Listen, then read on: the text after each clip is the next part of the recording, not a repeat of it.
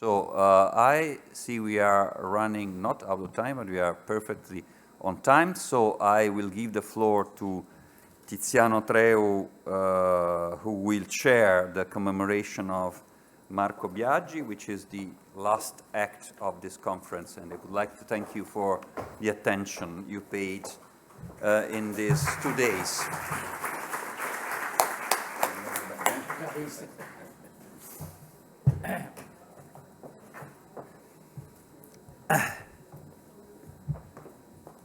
Good afternoon to everybody. This is, as Eduardo said, the last session of this conference, and I have the honor and pleasure of chairing it.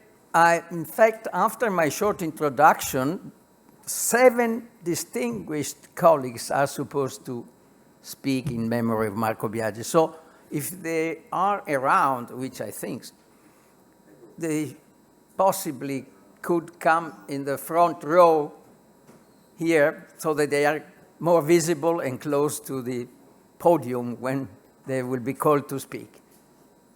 I think we are perfectly on time, so I will say my words right away.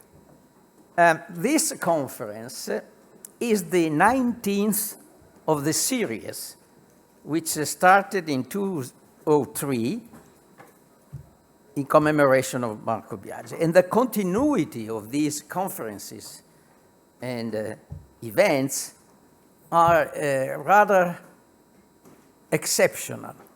They testimony the importance, the vitality of the memories of Marco Biagi. And I'm particularly grateful to the foundation, the organizers, Marina in the first place. They have been so active during these years, and they have been helped precisely by this group of people whom you will hear about right away, because these friends are here because they have shared many ideas and personal events with Marco.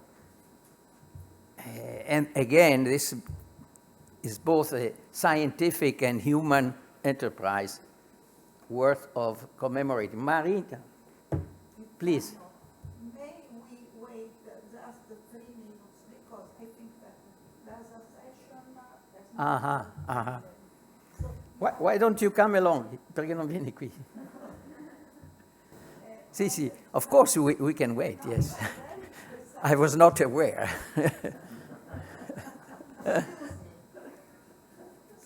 No, prego.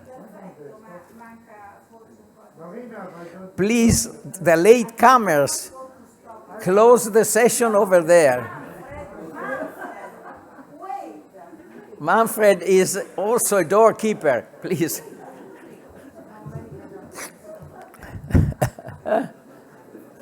Vieni qua, dai.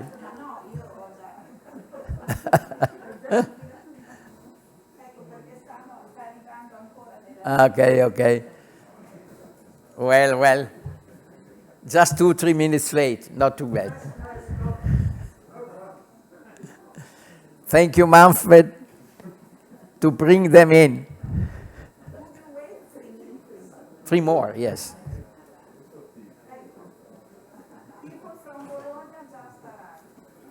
People from close by, they're always late. This is a standard knowledge. Okay. In the first row of seats. People from Bologna. No, you're not from Bologna. Csilla, sit down. Oh, Marcello. Pleased to see you after quite a few months and years. Oh, Marina, just do like this when I can start.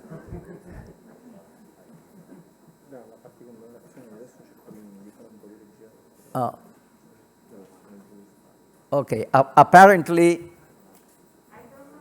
well, I don't see any more movements. Okay. close the doors now. I was just mentioning that this conference is the 19th Marina of the series, and that's really in itself a very important, significant event. Congratulations and thanks for the work which have been done by yourself and all the friends organizers. I was also saying that the group of people, the colleagues who are going to speak after me, they are friends of Marco. They have shared with him for many years ideas and fortunes and misfortunes. And again, this is an important sign of the vitality of the memories of Marco. Personally, I have many reasons to remember him and praise him, because my memories go back to the late last century, when he was a young scholar in Bologna, and he started to learn solid law. On top of that, he developed quite a few other interests, more factual very often. Industrial relations was used by him to combine facts and law in order to organize the facts and stimulate the law. Second memory, the memories of second period, for me, most important probably, when we worked together at the Ministry of Labor for 5 years. And there we had the privilege to test some of our theories and legal dreams, to test in practice and see what could be extracted from these ideas in order to stimulate social reforms. Some of these proposals were in fact implemented. Others met obstacles in the facts of life and politics. But anyway, Marco, if I give a definition, was a tireless believer in the force of human reason and social dialogue. This, I think, is quite central for him. And his teaching has been multifaceted. I think we can appreciate, going back in time, particularly the value of his methodology, because he was able, as I said, to combine the legal basis of our disciplines with this interdisciplinary and empirical approach of industrial relations. In fact, this was important because our labor law has been originally rather formalistic, and this injection of facts and industrial relations has been important to see not only the law on the books, but the law in action, which was, for Marco, was essential. The law in the books is, of course, important, but law, in fact, in action is. For these ideas and teaching, Marco draw a lot of suggestion from the European experience, because Marco was, I speak from the Italian context, Marco was really the first fully European Italian scholar. At those times, not many in Europe were fully European. And after Marco and following his teachings, there's been a new generation in Italy, and I think not only in Italy, of scholars who have been drawing suggestions and inspiration from the European experience, particularly, this idea that best practices were to be used as a benchmark, important benchmark, to also to adapt somehow compatibly with the legal method, to stimulate and make law evolve. In Brussels, Marco was active in many commissions, and he was highly appreciated by the colleagues and by the commission.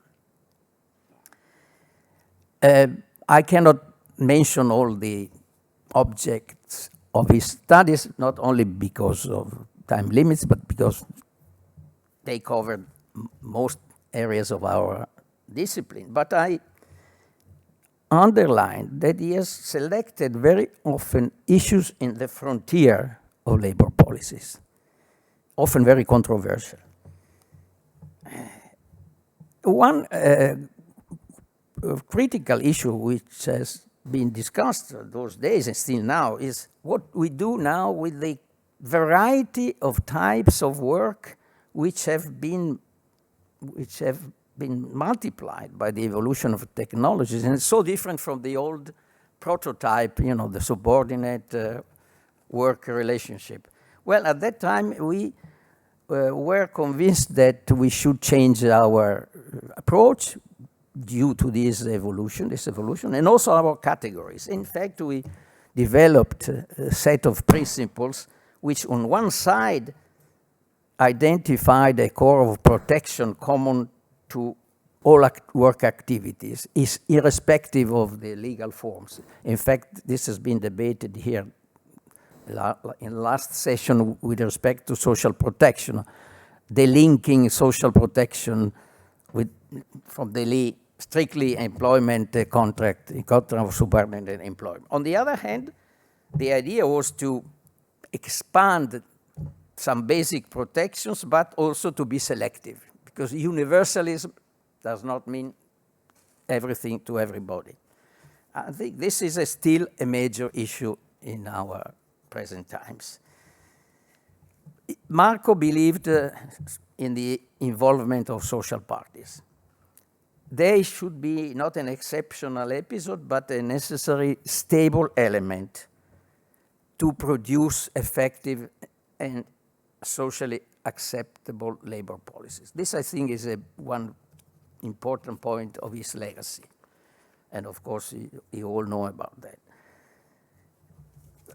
Of course, collective agreements, collective bargaining was the center of attention, but and I stressed this point because I think it's particularly important now. He thought that collective bargaining was a source of law, not simply static regulation, but a dynamic source which could activate many consensual procedures. And this activity was potentially leading to more participatory practices. And here too, now more than ever, involvement of employees, of working people in their future is important. So let me conclude by saying that in this 20th anniversary, it is good to remember Marco together here. It is useful to reconsider his ideas, not to repeat them, because that would not live up to his memory. But we may draw inspiration from his method and his suggestions.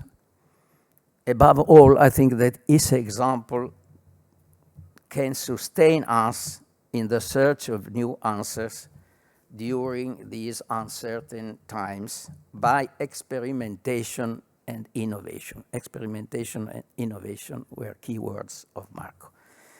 Thank you for listening, and now I give the floor in the order written in this leaflet, Janice Bellace, and then William Bromwich. Please, Janice.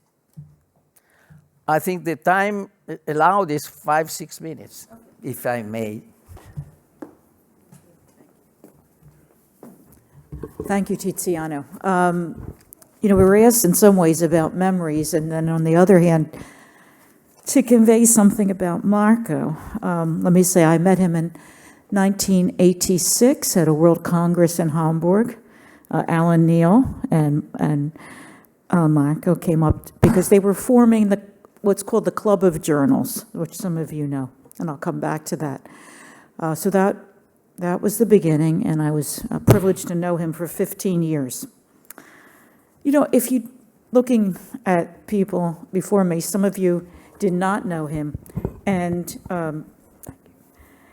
it's difficult. I mean, we would need a video to show you what he was like. But unfortunately, he died just as the smartphone came, so there was like no videos.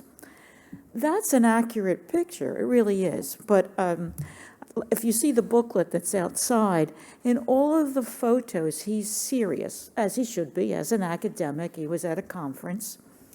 But the people that are listed today, we knew him as a friend. We would sit across the table from him, talking, laughing, etc. So we saw him in a not non-serious, but a more natural way. And I would say, if I had to describe this, his demeanor was very natural. He was very direct. He was honest. Sometimes he would disagree with you. He was honest. And he was very generous with his time. I mean, so he was an incredibly special person, which I think is why there's so much affection for him.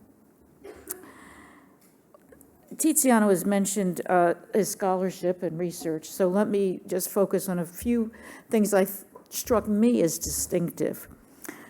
Now remember, I'm talking about the 1980s, 1990s. He was very open to ideas. You know, at the time, my impression was that people belonged to a school of thought or a political party's school of thought. You could almost predict what they would say if you knew that. But he wasn't like that. He would listen to ideas and think about them. Even if it was from a political group to which he was not close, he would still think about the ideas and examine them. He was unusual, I think, for many lawyers at that time.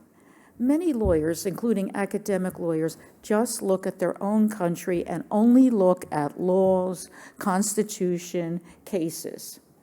When they teach, that's all they're teaching, and in practice, that's what will help them. They're, I would say, not curious. But the second thing is that he, to understand labor law, would look at research findings from other fields. I remember when he died, the obituary said he was a labor economist. Right? But he did not have a degree in economics. It's because he read so much, because he was interested, because labor law regulates a labor market. If you don't understand how labor markets operate, then you don't understand labor law, really, and you don't understand possibilities. And because of this also, because of possibilities, I think that made him look at the experience of other countries. He really wanted to understand, why are they doing that in another country? Why does it work there? Could it possibly work here in Italy? So he was a comparativist. And one reason why he had the club of journals that I mentioned, and remember this is like you're used to Google and internet, the way you had to get information back then was to bring people together. Of course you could read, but if you brought them together, you could ask questions. You could get an explanation, you could discuss, you could understand much better what was going on. And I think that's what really drove him. I would say he was truly committed to the education of his students. Now, this is my own field. I'm an academic labor lawyer. Let's be honest, many professors are not that interested in their students. They come in, they lecture, and they're out. Some people I know actually like to lecture because they need the audience, it's sort of something. Marco was really interested in affecting the way his students thought and the way they would see possibilities. Very, very interested in them. In an odd way, and I don't know how to say this, but I think he wanted them to, young people, that the world would be better for them than for his generation. He wasn't that old, but he saw young people that maybe if we could change things, things could be better. And I would have to say something. At the time, being in Italy, he thought, to use a colloquial phrase, that Italy was fighting below its weight, that Italians had to be more involved in Europe. And he would push students to speak English, really push them. The reason, I mean, Italian is much more beautiful and expressive than English. But he wanted his students to be able to go out in the world and communicate with others and to understand. So he really pushed them. I can't tell you how I think if he were here today, how very pleased he would be about everybody being able to communicate. And finally, I would like to say, I think that also his general commitment was to, he didn't use the term, at least to me, but social justice. He wanted social justice. So as I close, I remember looking at the logo for the Fondazione, which is the bicycle. You know, and at first I thought it was a little odd. I don't know who suggested it. Of course, he did ride a bicycle, but now I think it was inspired because the bicycle shows motion. He was dynamic, and he wanted to push forward change. And also the light on the bicycle is showing that he wanted to throw light on the possible path forward. So I would say it's very inspired. Thank you. Thank you, Janice. Now, William Bromwich, I recommend time limits.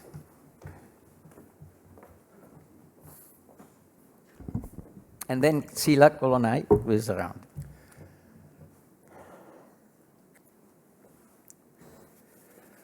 I don't want to overlap with what my colleagues are going to say, so I'll take a slightly different angle. I would take as my theme technology. Now, you'll probably say, well, you met Mark in 1988. You didn't have technology in those days. But this is not true. We had expensive technology. We had modern technology. We had a golf ball typewriter. Tiziano will remember what a golf ball typewriter is. Most people here have never seen a golf ball. And we invested a lot in our new technology. When I first met Marco, we didn't have email.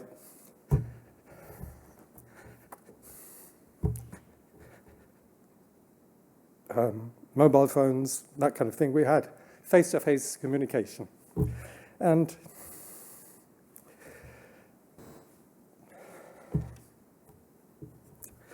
when I went to see him, I would ring the bell, walk up the stairs, he would say, Scala A, Scala B. By the time I got to the top of the stairs, he was on the phone to somebody, because all the work we did was by phone, the landline. I don't mean the mobile phone, the landline. And he would be speaking on the phone, and maybe he would say to the secretary at the university, when you book the room for the restaurant, make sure we have a room dedicated, because I need to stand up and make a toast to Professor Weiss. But the technology I'm talking about, he said, I want to get a laser printer. And I said, but how much do they cost? He said, 5 million lira. That, in today's money, that would be 2,500 lira. And we both agreed it was very expensive, but then he managed to get the funding. The next time I went to see him, it was on the table. So continuing with the technology, I've heard it said that he struggled with technology, but we all do. And I think it's unfair to think he wasn't good with technology, because he saw technology as a way to improve the quality of his work. So this investment, this very substantial investment in a laser printer today, you can get a laser printer for, 200 euros, in those 2,500 euros. This very substantial investment showed how much he cared for the professional quality of his work. So as I said, a lot of work we've done on the phone. He would pick up the phone and say, I need to book a room because I need to raise a toast to Professor Weiss. And he would say, I'm going to Japan and I will need a guide because I'm like a blind man. I need a guide when I go around in Japan. And then when I go to England, I'll go to see Alan Neal. And he told me a lot about his colleagues, and we learned a lot. He used to say, I learned a lot from you, but I learned a lot from him as well. Coming back to technology, today I was having lunch with Professor Goldsey, and I thought, well, they're the same age. He would still be teaching in normal circumstances. He would be here. And he would be pleased that we have the technology we have, but he would also be disturbed that the students are tending to use technology to stay away from the university, and that's not what he wanted. He wanted students to be in the university. He wanted students to come. When we went on the guided tours of the factories, we go to Maserati, the other factories, he would want the students to go into the factories, go in there and see and speak to the people inside the companies, not try to get everything from Google. We had this this tendency now with students staying away, hiding behind the screens, not coming in, mixing with their friends, and he would be disturbed by that. So when I think of Mark, I think of analytical intelligence, but also emotional intelligence. Thank you. Thank you. Thank you. Very well done. Now, Csilla Kollonay, please, and then Neal.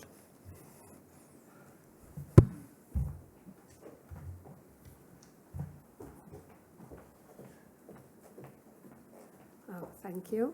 And I don't know whether I should speak there because you can't see me. Yeah, that's okay, thank you. Okay. Stay close to So the microphone, please.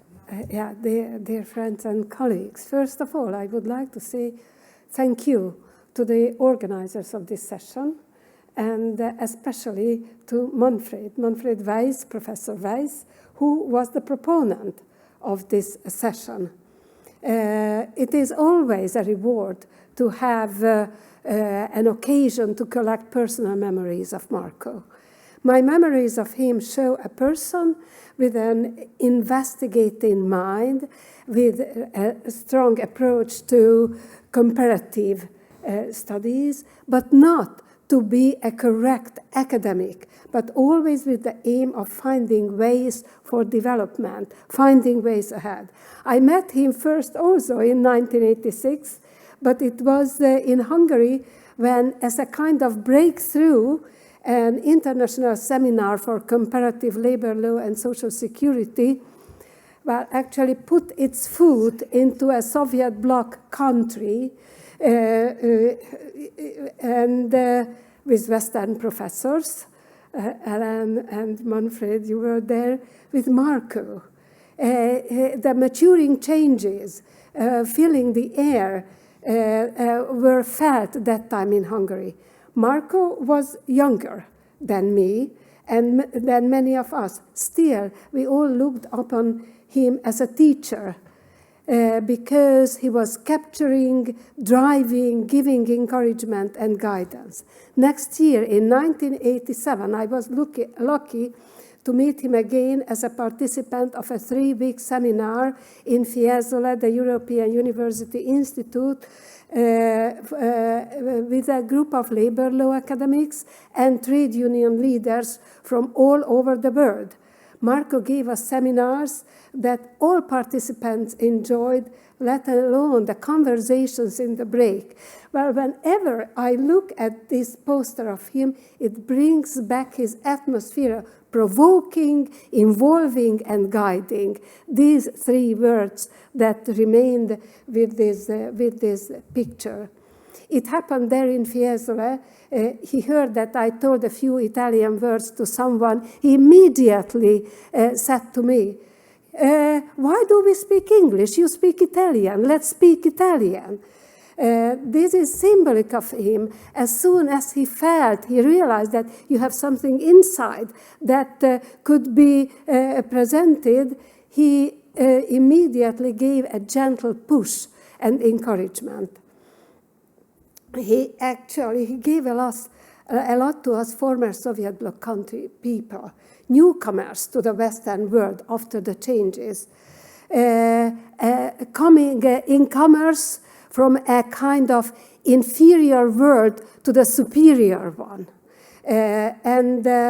You were expected to throw away what is in your backpack, forget, abandon, and just take over everything uncritically.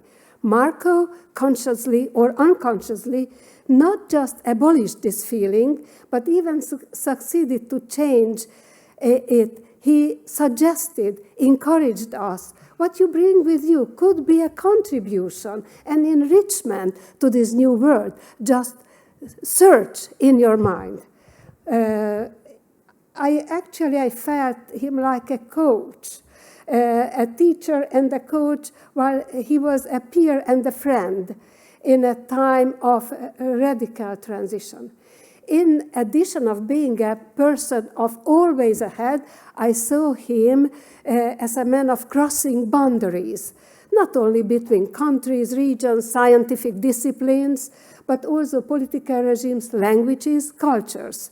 I felt honored and very greatly was filled with joy when he invited me to teach in his CINEA course in 1991.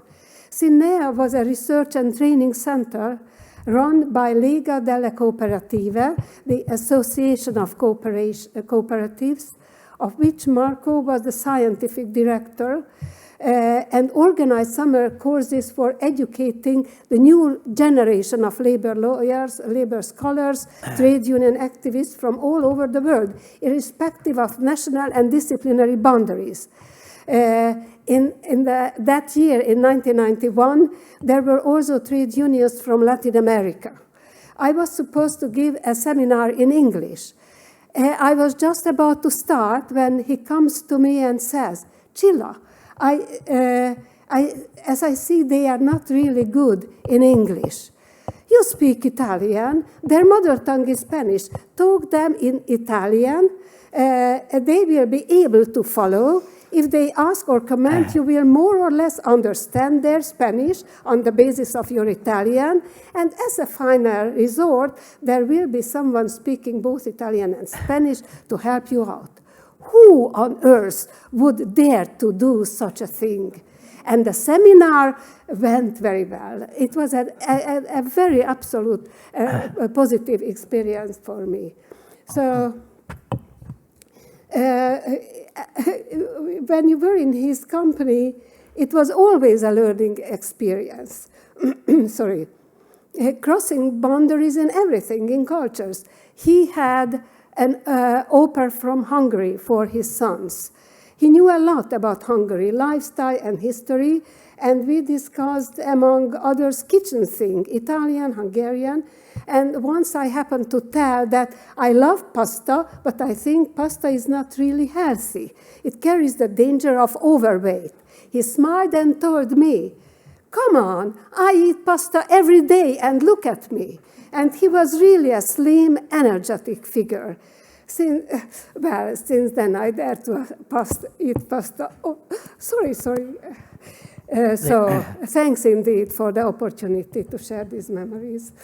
Thank you, Csilla. Alan, and then Paola Reggiani.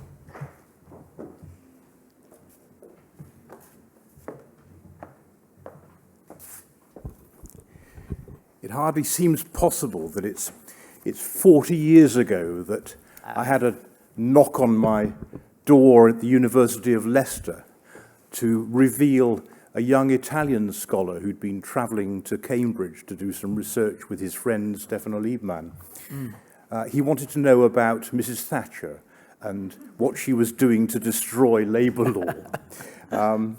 I could never have dreamt that that would turn into a 20-year friendship, which took us all over the world, to Japan, to the Eastern Bloc, to all sorts of corners of Europe, and always in search of something beyond labour law, because Marco wasn't just about labour law. Marco was about living life. The story about going to Hungary that Csilla's just given you, we used to go to Szeged. Manfred and I would go every year. Marco went once and decided that the pasta wasn't what he wanted. But I remember an evening where in Szeged they used to do open-air concerts, and they did opera, and they were performing Turandot. And we all went to Turandot. And I went back to the place where we were staying with Marco, to great sounds of what you all know. It had nothing to do with Puccini. It had everything to do with La Curva Ovest. It was absolutely the football chant that we were up with. And that was Marco to a T. Around the time I met him, Tiziano and I were just starting the International Journal, which Tiziano, I must say, left me with the editorship. And in those days, of course, we're saying there was no word processing or internet. Typing. The first 7 volumes of that damn journal, I typed personally into a machine with a rudimentary version of word processing. But Marco was very keen on this because he saw the opportunity to operate not just within a small group of friends, but to expand internationally. And when we were at a conference, an industrial relations conference, where the Australians were trying hard to take over the world, they had a meeting of industrial relations journals. And Marco and I went to that. And afterwards, Marco said, that's what we should do for labour law. And that's how the idea of the club was created. Mm-hmm. And also the Cinea is crucially important because it's something I did share with Marco. I was fortunate enough to now have ways of raising money. I used to do it as a lawyer, Marco did it as a consultant, but we had our various means, and a lot of money as well, to spend on having these events. I had started, and I had 3 years, in the days when the United Kingdom was still in the European Union, I had money from the European Commission to have a 3-week seminar where we could have doctoral students. The deal was that each professor would come for 3 days and would promote 2 of their PhD students to come and participate for the 3 weeks. So we had a steady run over. And of course, as you can imagine, it was the usual suspects. And I remember the first time that we held it, I went to collect Marco for dinner. And there he was, and Marina, close your ears, there he was, accompanied by 2, as only an Italian professor can be, 2 beautiful PhD students, one of whom is a very well-known professor not far from here, and one of whom was a very successful practicing lawyer. So this was the image that I had. How did he do it? And then we ran out of EU money, and Marco at that stage had found Cinea and was working on putting the Bologna meetings together. Let me tell you one final story. When the Berlin Wall fell, the European Union wanted to go and put propaganda into the former socialist countries. And they set up a hit squad. And the hit squad was Marco, Manfred, Roger Blancpain, and myself. And we were supposed to go to each of the East European countries to explain that there's another way of doing things which is not involving the state being the employer, the state being the enterprise owner, the state being everything else. We had a very successful one in Hungary. The next one was due to be in ex-Yugoslavia, in Dubrovnik. We were due to travel out on a Monday. On Sunday evening, I was watching the TV news, and there were pictures of a BBC correspondent in Dubrovnik, in a marina outside a hotel, and behind him were pictures of boats, very expensive boats, blown up because there was shelling coming from the hills. It was the beginning of the outbreak of violence. I thought, my God. And then the BBC correspondent said, and this is so-and-so from the hotel, and I thought, that hotel is where we're booked in tomorrow. So I rang Marco, and I said, have you seen the news? He said, I'll fix it. About half an hour later, he came back. He said, I've spoken to the guy at the European Commission who's coordinating this. The trip is still on. Needless to say, we never went. That's the way it is. That's the way we'll remember Marco. Such a friend, such a friend. Tiziano, thank you for that. Thank you, thank you. Paola Reggiani, and then Yasuo, Suwa over there.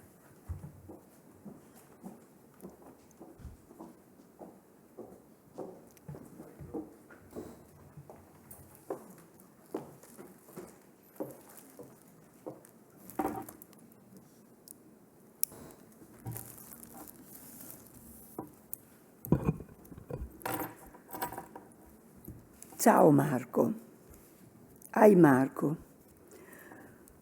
20 years have passed since that Tuesday afternoon, March 19, 2002, when we met for the last time in my office to talk about the document you and prepared and the employability of young graduates to be presented the following Monday to the Employers Association and Trade Unions of Reggio Emilia.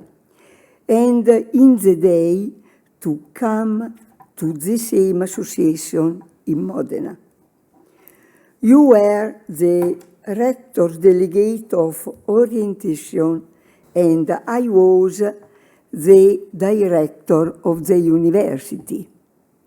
Together, we had established a very positive relationship, especially in finding solutions to be proposed to the organs of the university after the legislative change of the educational system, the so-called 3+2. That afternoon, I remember very well, we were very worried and embittered. Worried that we'd been receiving threats for a long time and were unescorted. It was removed in 2001 in the midst of a political union tension after the publication of the White Book, of which you had been the coordinator, and the Milan project. Embittered because you felt isolated, even by many of your colleagues and friends, who did not or did not want to understand your analysis of the world of work and do. Hostility, Summerside, has an increase in precariousness. We talked for a long time until 6 p.m. and then on foot you went back to the faculty and then to the train station. You wanted to be home on time because your kid wanted to celebrate Father's Day. Unfortunately, you arrived in the front door of your house, and there the brigaders were waiting for you to tear you brutally from the affection of your children and Marina, companion on a lifetime. They were terrible and convulsive moments, learning from the television of your date. Meet Marina and your family at home in San Martino. Then, yes, with a lot of escort present together with politicians. Marina's refusal to attend the state funeral. A few days later, I met in your office in Bologna, together with the rector of Modena and the dean of the faculty. Marina crushed by the pain.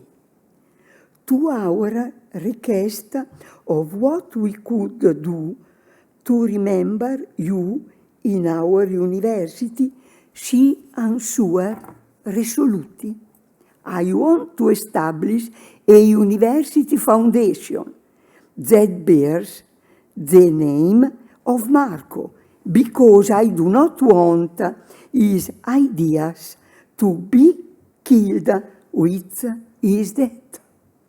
Then she continued, I do not know what exactly a foundation is. I am a biologist, but I know with certainty that this institution will have to carry out Marco's studies and ideas with young researchers and these Italian and foreign teaching friends. The foundation will have to make known his innovative ideas on the weakest women and young people and how, in addition to flexibility. The safeguards must be identified so that work is not precarious, but, as stated in our constitutional chart, is a fundamental right of every citizen. Together, we have worked so much in these years. Many steps forward have been taken to remember the note would not be enough all hours. We have the foundation that Marina wanted. It bears your name and is inserted in our university and the city that you from Bologna welcome you, giving you honored citizenship. We have created a doctor so that I am sure would make you proud. We have activities like the certification contained in the law that bears your name. We collaborated with the university and local authorities in research and higher education activities. These are just a few examples for what we do.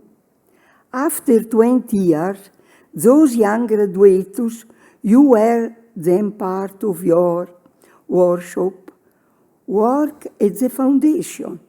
Alberto, Carlotta, Olga, and many others who have joined over the years.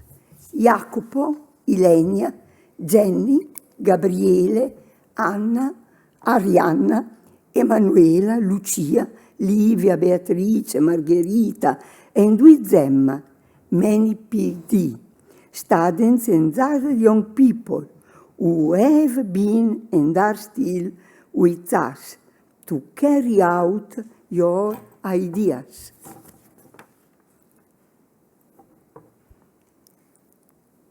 Goodbye, Marco. A great greeting, a wonderful memory, and a strong hug. Your friend, Paola.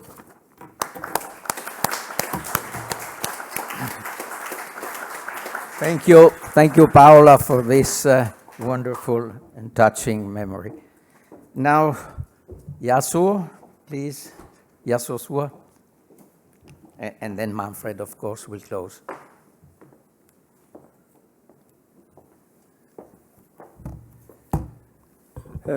Good evening, dear my colleagues, friends, ladies and gentlemen.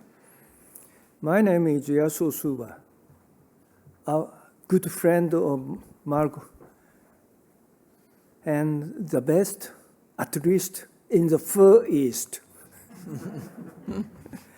In my memory, I lived the last quarter of the 20th century always with Marco. It was the best period of my life. We first met in the winter of 1974. I had come to Bologna as an Italian government scholarship to study Italian labor law and industrial relations.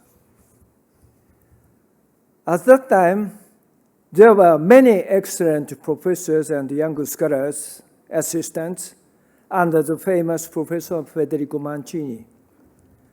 Marco and I became good friends, partly because we were close in age. I was 27 and he was 24. But more probably because we felt close to each other. We both showed a keen interest in comparative labor law. We were young and curious. We discussed many things together. He was an assistant at the University of Pisa, and I was a PhD student at the University of Tokyo. In the 1980s, Marco organized his own conferences where I met Alan Neal and other colleagues. In 1988, I also met Manfred Weiss at a symposium held by Marco as one of various events at the University of Bologna's 900th anniversary.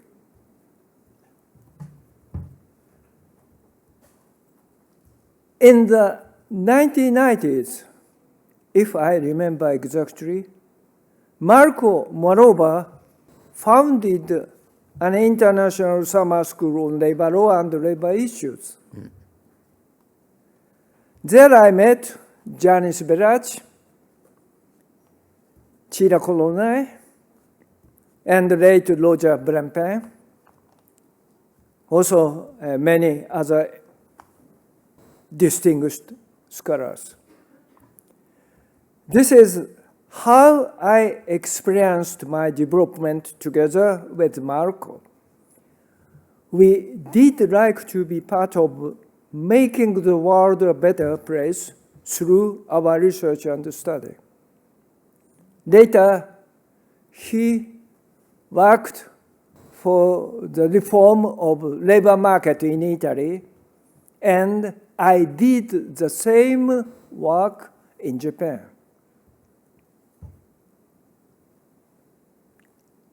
Our friendship lives on even after the loss of Marco by the terrorist attack.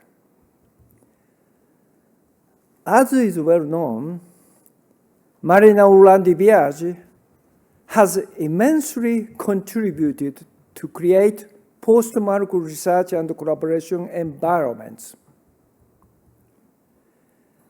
In fact, how nice it is to see many colleagues from many countries in this Marco Biagi Foundation on a regular basis. I am sincerely grateful not only for Marco, but also for Marina and so many supporters of the foundation. Among the things personal I remember are my honeymoon trip in 1973 in Bologna, and conversely, Marco and Marina's visit to Japan the following year. Then, in the summer of 1983, after a year of my study in Australia, I came to Italy with my wife and son and stayed at Marco and Marina's house for 3 months. June, July, and August. I cannot thank them enough for their friendship and generosity. In Italy, as you know, it is said that guests are fish. So after 3 days, they give off terrible smells. And now that the COVID-19 pandemic is entering a period of convergence, I'm glad to be back here again and to be reunited with old friends, a connection that Marco has made for us. I am deeply grateful. Before closing my speech, I would like to add just one memory. When our friendship continued, with far distances in between, while he was alive. So, without seeing Marco, I often had inner conversations about what Marco would think what he would say, etc., etc. So much so that even though it has been 20 years since Marco passed away, I cannot get rid of the feeling that he is still alive and just only far away from me. I'd like to say once more, may he rest in peace. Thank you very much for your attention. Thank you. Thank you very much. And now, Manfred, great part of this enterprise, you've been here. Thank you. Well, if you are the last in the alphabet, everything has been said. And I couldn't agree more to everything which was said and what I was pleased to hear. In particular on Marco as a splendid scholar, as a fantastic teacher, and also about the work of the Fondazione, where we see here how it still is on a Friday afternoon, 20 to 6, you know. It's fantastic. It's fantastic, I must say. Well, I will not add anything to these categories now. What I would like to say in a very few words, because it's late, is something on Marco as a great friend and as a wonderful human being. I will not talk about the scholarship and things like that. You know, I worked with Marco since the 70s of last century. And very soon, when we were working together at the Johns Hopkins University in Bologna and I don't know what, well, we became close friends. And what I would like to stress, I not only became close friend to Marco, of course, but also to his family, to Marina, to Francesco, and to Lorenzo. And, well, very soon I felt at home in the apartment of the Biagi family and even in their summer house. So I'm full of memories, you know, what happened in these years. But I would like to point to an aspect which was not yet mentioned. Well, Janice, you said he always was very serious. I'm not so sure. You know, Marco had a wonderful sense of humor. And there were many, many occasions, you know, when he was acting, well, how would I say, like somebody you wouldn't consider to be one of the great, great scholars of this country.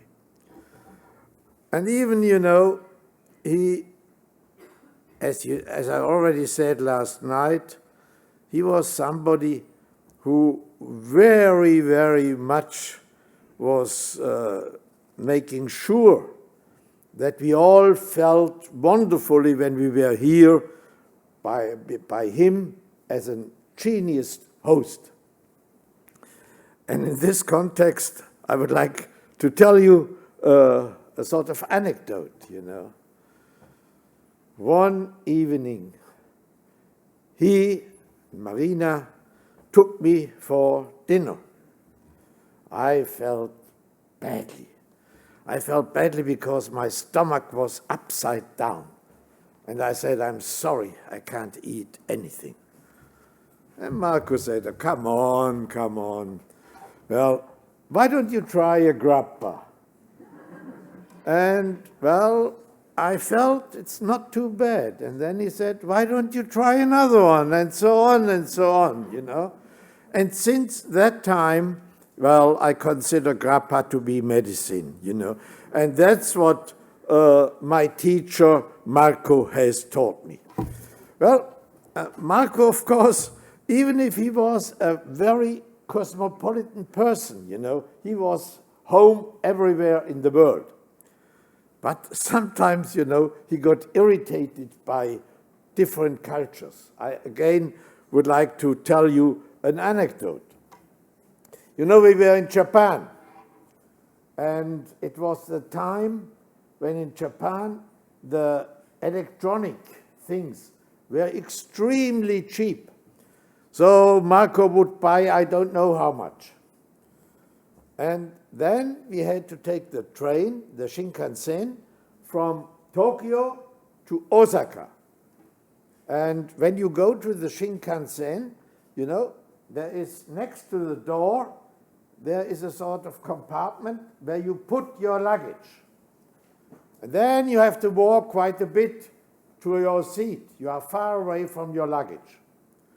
But you know, Marco couldn't believe that the luggage still will be there when the train stops and people go out, you know.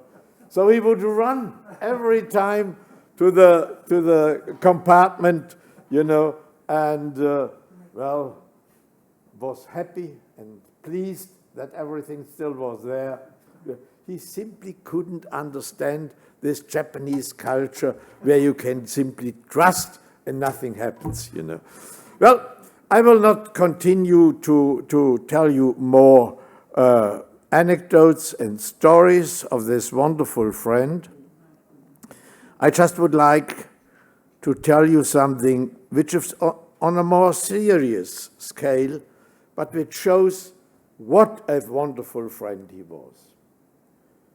I had the problem that I was fighting with a very dangerous cancer, and I was between life and death for quite a while, and you cannot imagine how Marco was taking care of me. He would call all the time, he would encourage me, and so on.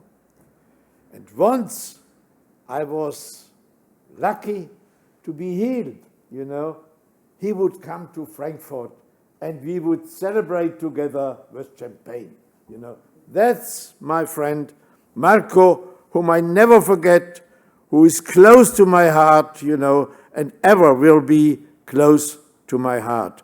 I would stress what you said, William, that he had particularly an emotional intelligence. I like that expression.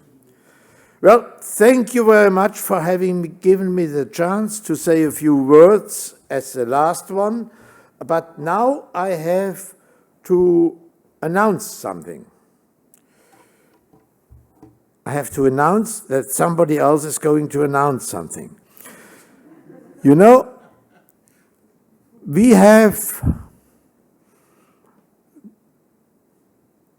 initiated something for a long time. The Marco Biagi Award.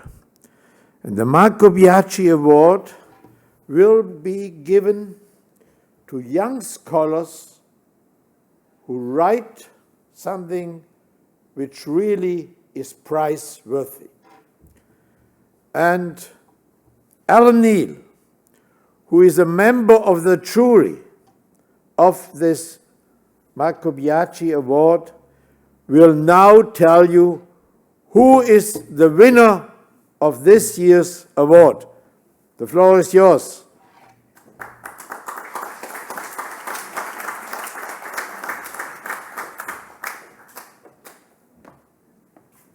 Well, we don't have an envelope to open, and it's not Johnny Depp. Each year we have contributions that we assess. And this year, the judging panel was Guido Bellandi, Frank Hendricks, and myself. We had interesting pieces from young scholars completing or working on their doctorates and moving towards a career in academe and a publishing career. And the winner of the Marco Biagi Prize for this year is a Greek scholar, a young Greek scholar, Despoini Giorgio, and she has written about digital platforms in the world of work towards a fairer redistribution of risks. And she's produced a piece which looks not in a rather mundane way at platform work, because quite a lot of rather ordinary work has been produced in this area. She looks at ways of picking up on the Court of Justice's approach to taking business risk assumption as a basis for considering employment status within this sector of the economy and to taking it further. And she critiques the proposed directive that's looking at regulating this area and goes further and has some really rather interesting observations. We hope very much that it will soon be possible to read her words of wisdom, because this will be published in one of the international journals. But the winner this year is Despoina Giorgio.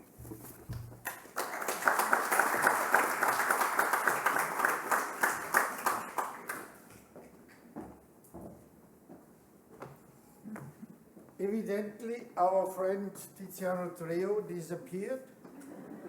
So I take the floor for a moment, and I would like, even if it's late already, to ask whether anybody is in the audience who has known our friend Marco and would like to say a few words, is cordially invited. May I look around? Evidently, nobody. Okay, so I think this session, was special. Because normally, we only look on our work and we try, which is wonderful, we try to maintain Marco's legacy as a scholar, but we do not really talk about Marco as a wonderful person.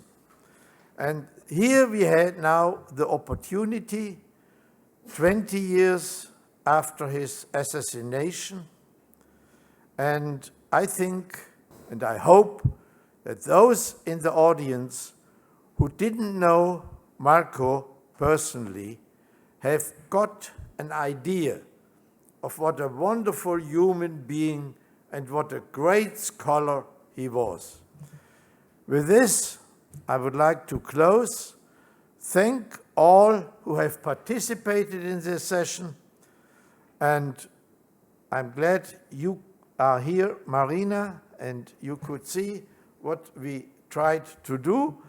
And I wish all of you a nice evening and a good return. Thank you.